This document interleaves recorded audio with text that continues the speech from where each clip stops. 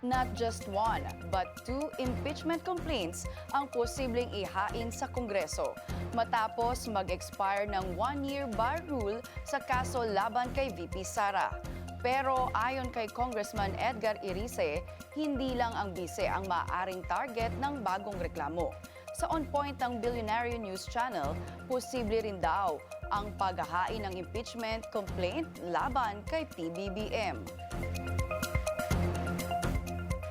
Kung susuportahan ko yung impeachment complaint before VP Sara, dapat ay tingnan ko rin kung may impeachable offense si Presidente. Kasi kung titingnan lang namin yung isa, ano na yan, parang partisan, hindi para sa bayan.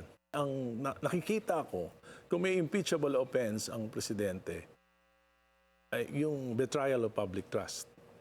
Kasi for 3 years, pinabayaan niya yung budget natin na masalaula, na hindi siya kumibo. And that's tantamount to inexcusable gross negligence. It's not even the 2026 budget anymore that you're talking about. It's the previous budgets prior to 2026.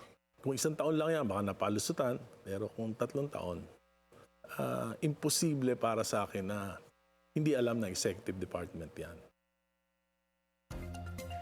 Hinggil naman sa umuugong na bagong impeachment case ni VP Sara, duda si Irice kung magtatagumpay ito.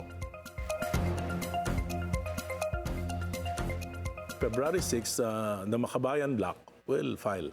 Yun yung kanilang advocacy, di ba? Yung intelligence confidential bond. So, tingin ko magpa-file sila. Pero, ang hindi ko lang alam kung they will gather enough support.